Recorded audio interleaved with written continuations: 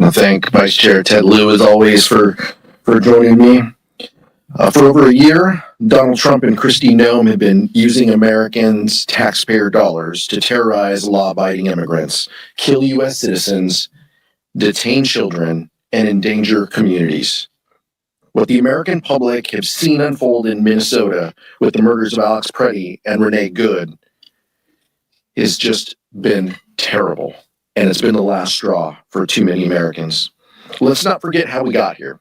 Last year, House Republicans passed the big ugly law to rip health care and food away to American families, and they used those cuts to pay for $200 billion to the Department of Homeland Security, including $75 billion to ICE. That's more than 7 times the ICE annual budget. Let that sink in for a moment. Rather than making life more affordable for American families, Republicans decided to use their signature piece of legislation to give a blank check to Kristi Noem. Now, we've seen this out-of-control, bloated agency carry out some of the most horrific crimes in American history. From trampling on the Constitution to murdering U.S. citizens and violating civil and human rights, there is no question that this brutality must end, and House Democrats are united in that. We cannot act like this is business as usual. That's why Democrats are using every tool at our disposal to hold this administration accountable, and that starts with removing the Department of Homeland Security Secretary Kristi Noem. Democrats are joining the American people in demanding that federal immigration agents are held to the same standards as our local police officers. Our caucus is united in demanding 4 common sense reforms. Body cameras must be required by law, and masks must come off. Judicial warrants are a requirement, not a suggestion. We must have independent investigations to prosecute agents responsible for carrying out abuses. And finally, there needs to be clear guidelines on use of force. Democrats won't rest until we enact real change in this lawless agency. Vice Chair Lieu. Thank you, Chairman Aguilar. Trump's tariffs continue to increase inflation. The recent producer price index came in hot. Economists predicted a 0.2% rise. It was 0.5%. And what that means is tariffs are now causing businesses to pass on these increased costs to consumers. And what is Trump focused on? Closing the Kennedy Center. Apparently, he couldn't even get Kid Rock to perform there. And now we have this hallowed, amazing institution of the United States closed because Donald Trump royally screwed up when he vandalized it by putting his name on it. I agree with Chairman Aguilar with everything he said about Trump's ICE and Border Patrol. Trump's ICE and Border Patrol interior operations are out of control.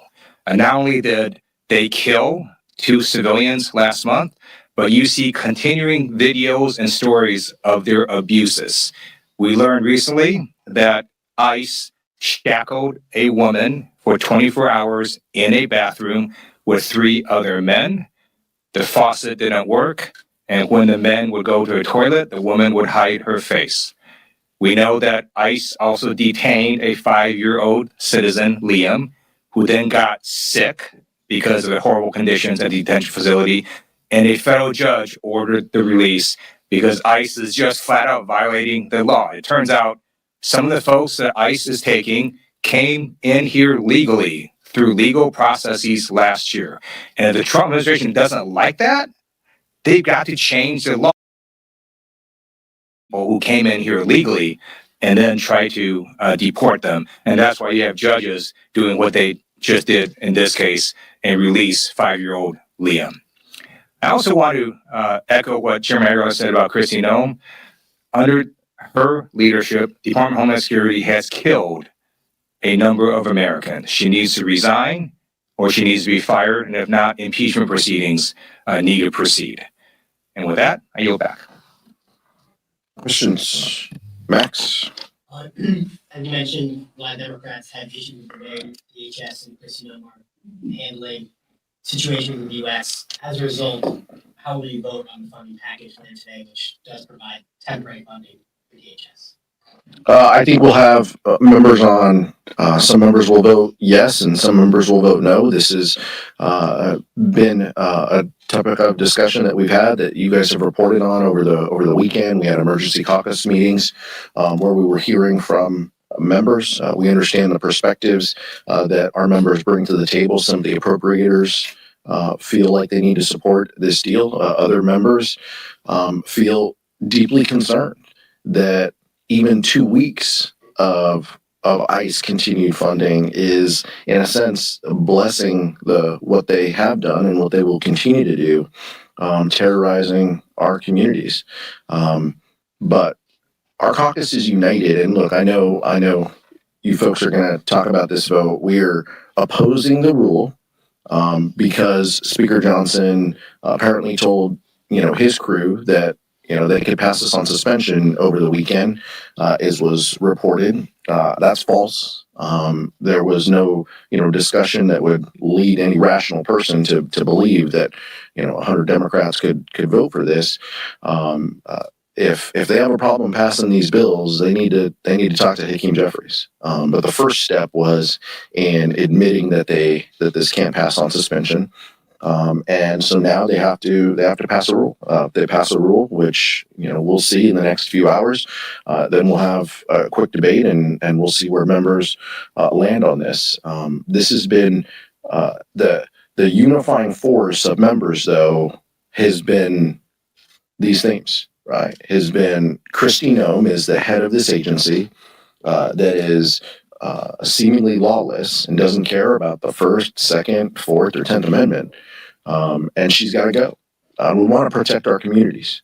We've said that from the very first press conference that the vice chair and I did last year after the president, pardoned violent criminals.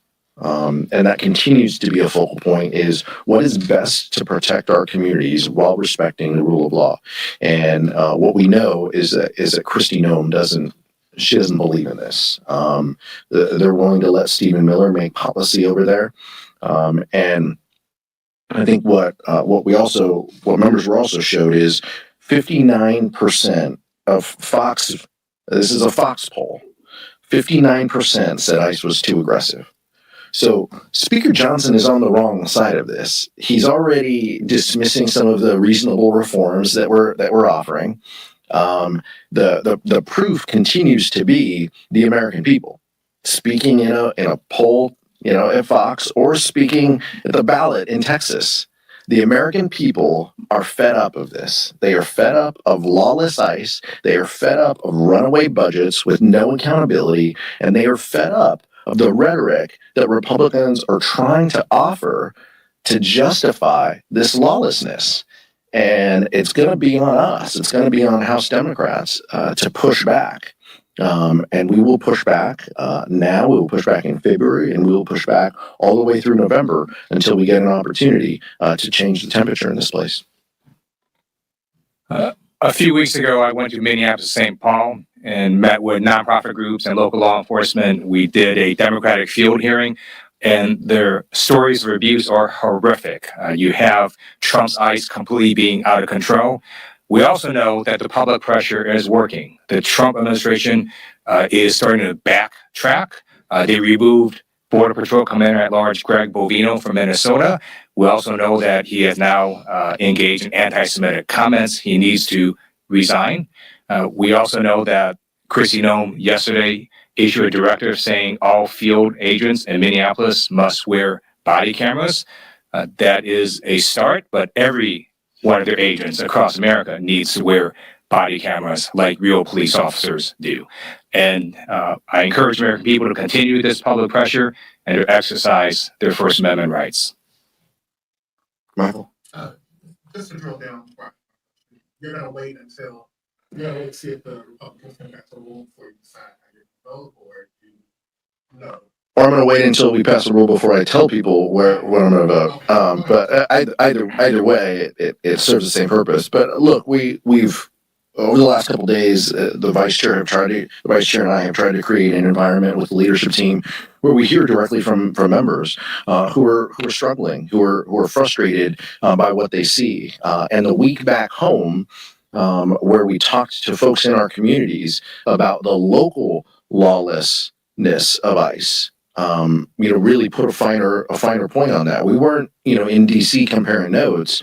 We were back home talking to our communities, and we're the ones that have to look folks in the eye who have experienced some of these tragedies and horrific behavior. The vice chair in Minneapolis, St. Paul, and many other folks visiting ICE detention facilities or trying to visit ICE detention facilities or talking to community leaders and advocates. But time and time again, what we hear from our colleagues is we have to make changes. We have to reform DHS. They were given unlimited amounts of money by House Republicans, and we need to have meaningful reforms because they are unchecked. They have been proven time and time again unworthy of our trust and unworthy of the benefit of the doubt.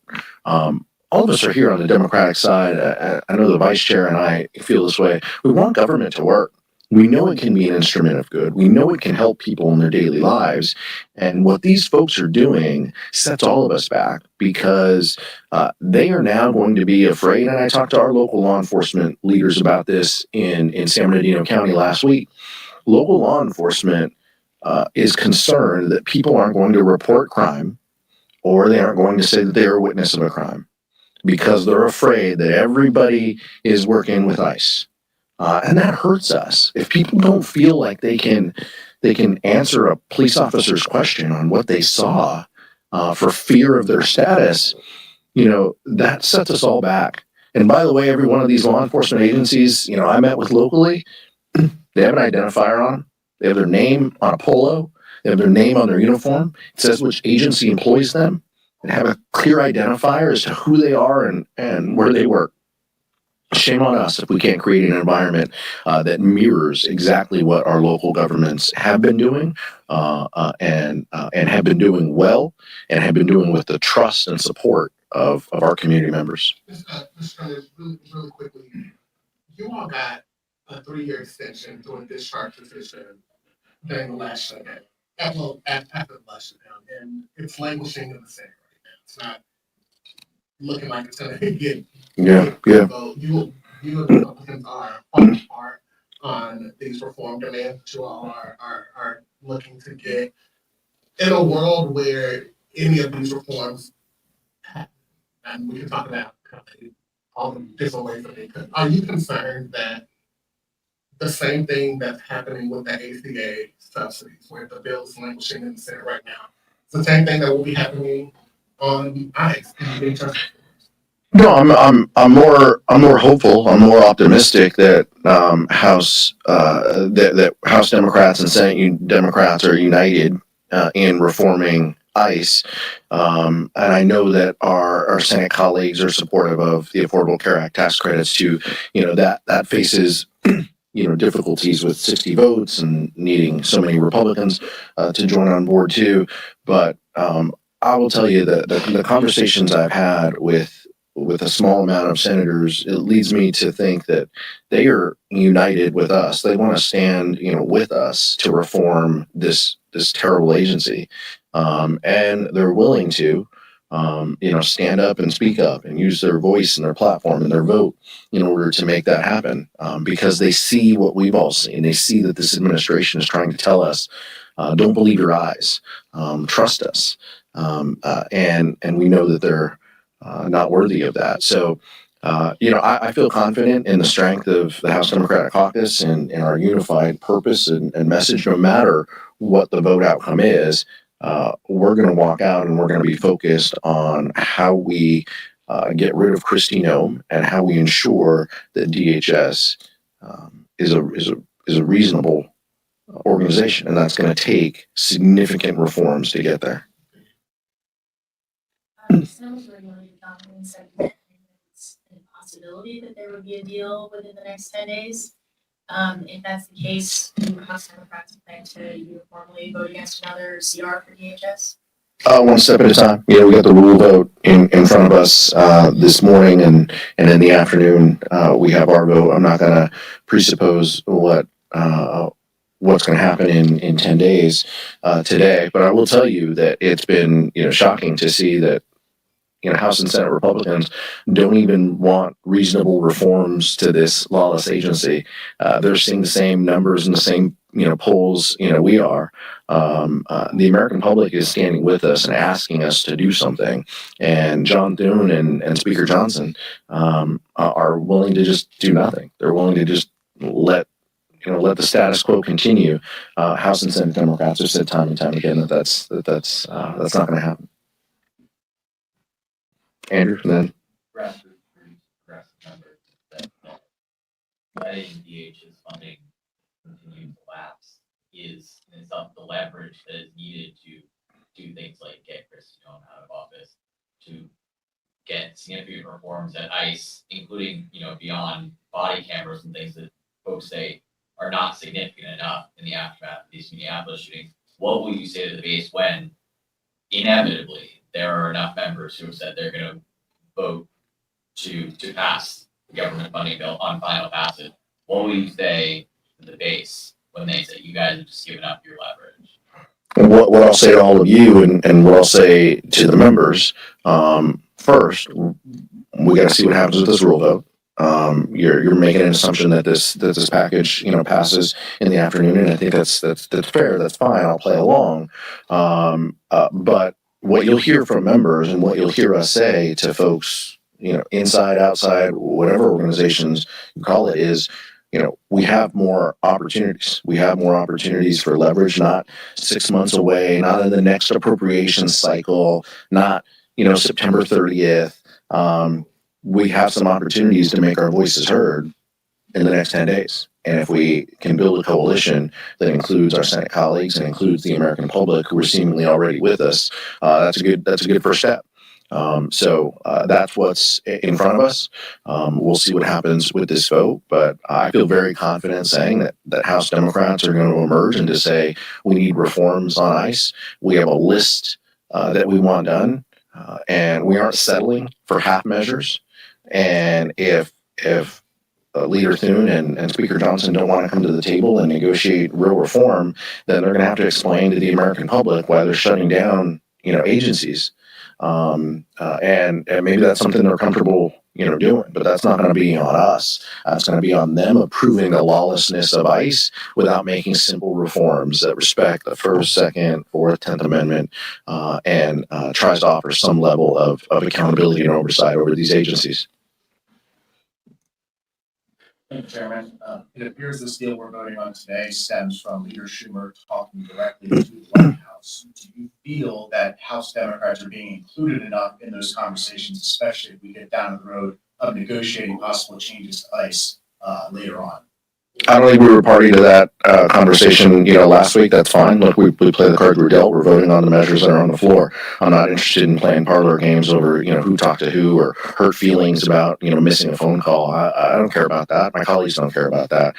This is the vote in front of us. This is what we have. We have a rule vote coming up shortly, and then we have the full bill that includes the full year funding measures for the 5 agencies and the 2-week CR for DHS. That's in front of us. We've been asking for simple reforms to this lawless agency. We're going to continue to work with the American public and build a coalition that gets that accomplished, because nothing's going to change until we actually enact meaningful reforms to this agency. I wanted to ask in regards to the Clinton's agreed to testify ahead of the contempt vote. Republicans gave them a new deadline. I'm curious, there seems like obviously several Democrats work with the party to recommend it out of committee.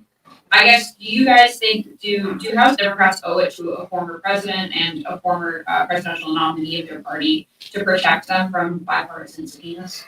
This is about, and I don't want to get ahead of the committee. Robert Garcia and the committee members can talk about their votes and explain their votes, but criminal contempt of Congress is a very serious thing that should be reserved for, we should only vote on something that serious when someone completely thumbs their nose at Congress and doesn't want to, come in and meet. The Clintons have proposed a schedule to meet. They've accepted every condition that the chairman has offered. So clearly there is no basis behind a contempt vote, and a yes contempt vote right now. There's no basis for that. We won't support that. It's completely ridiculous, and it just shows the partisan nature of Chairman Comer. Right? I told you before when this came up a couple weeks ago. Right? Like this is all political theatrics. This is about him wanting to score political points because he probably was at a rally at some point and yelled, lock her up. That's all this is about, is him trying to fulfill that, conservative, wet dream to make that happen. And so that's just that's where we are, and that's what the politics of this moment. But there's no basis for a contempt vote, and I hope one doesn't come to the floor. So why are Republicans so interested in Bill and Hillary Clinton? It's because they're trying to distract from the fact that Donald Trump is in the Epstein files thousands and thousands of times. In those files, there's highly disturbing allegations of Donald Trump raping children, of Donald Trump threatening to kill children. So I encourage your press to go look at these allegations, and I'm highly disturbed that Deputy Attorney General Todd Blanche just got the law wrong. Yesterday, he said, essentially, that it is not a crime to party with Jeffrey Epstein. Well, that's actually not correct. If Jeffrey Epstein was human trafficking minors for these sex parties, and you show up and patronize the establishment at that party, yes, you're guilty, because patronizing is part of the law, the federal sex trafficking law. So Deputy General Todd Blanche just got that wrong, which maybe explains why they aren't investigating all these folks, including Donald Trump. He needs to read the law and investigate these people. He also needs to resign, not only for not knowing the law, but a massive, not only screw up, but the biggest privacy violation in history. They release a lot of pictures of minors unredacted, just violated the privacy of these girls. It is uncalled for what they did. The one thing that they could not do under this law was to invade the privacy of these women now, who were girls at the time, who were victims of sex trafficking. Also, he met with Ghislaine Maxwell, moved her to administrative prison, and then got a puppy for her. So for all those reasons, he just got to leave the Department of Justice. Thank you.